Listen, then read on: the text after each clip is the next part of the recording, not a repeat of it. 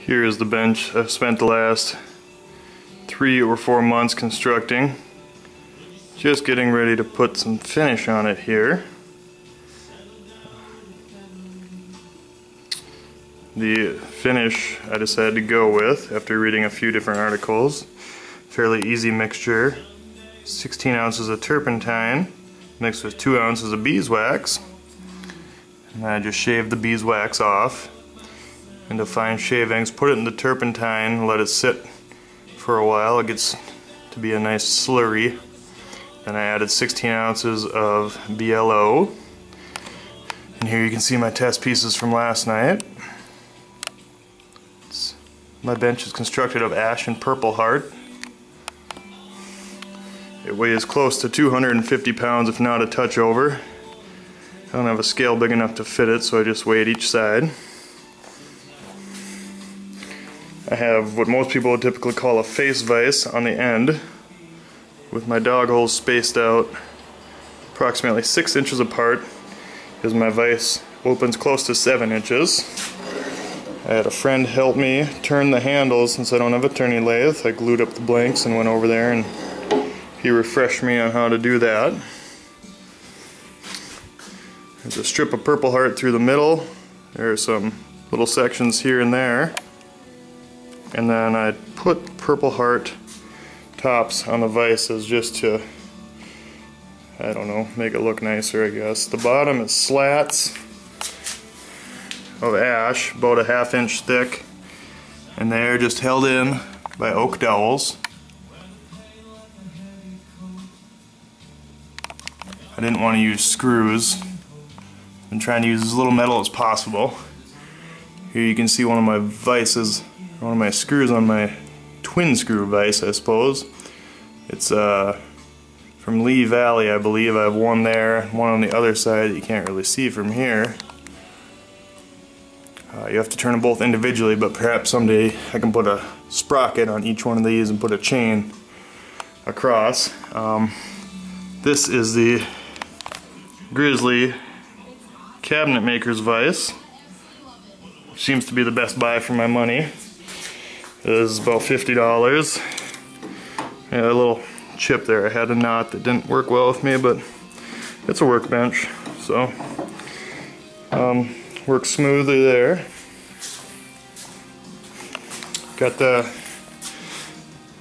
Gramercy holdfasts here that work great. Put a little leather pad on the bottom of each one.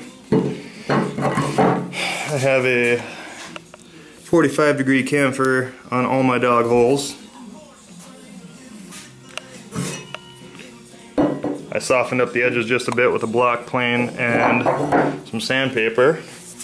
I rounded off my vices with a 1/4 inch round over, my chops I should say. More again, the turn handles. I'm not very good at this, it took me about 2.5 hours to turn those, and then I just went with a little decorative effect on the front here of my vise. Put those 3 strips of purple heart. I imagine it'll give some structural stability as well. You can see the other screw here, and then there's its matching one. For the cross beams on the front, I use standard 5/16 bolts, and then if you see inside here, I have areas that I cleaned out with just a Forstner bit and a chisel, and put some hot glue in there after I secured it with the bolts and washers. So if I ever need to tighten these up again, I can melt that glue and get back in there to get a wrench on those nuts and hold them and tighten it up from the outside. For now it's plenty stable. I don't foresee it going anywhere anytime soon. So that is the tour of my bench for the most part. My legs are even with the front of the bench on the front, but not on the back. The reason I went with that, I think, is just for having more clamping ability down the way on the sides. And if I need a 2-dimensional clamping, I can do it down there where my holdfasts are and clamp to the side and to the top if I need to do that for any reason. My plans were to have a dead man on this also, where you can see my front crossbeam is angled for one.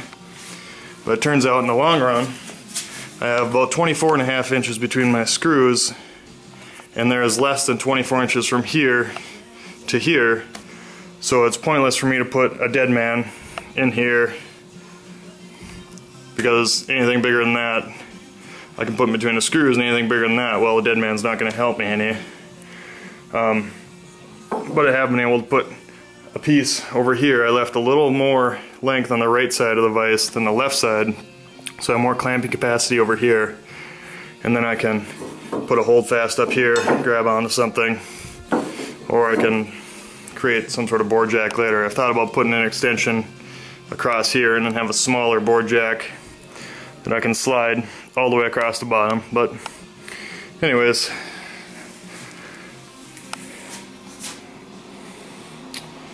that's about it.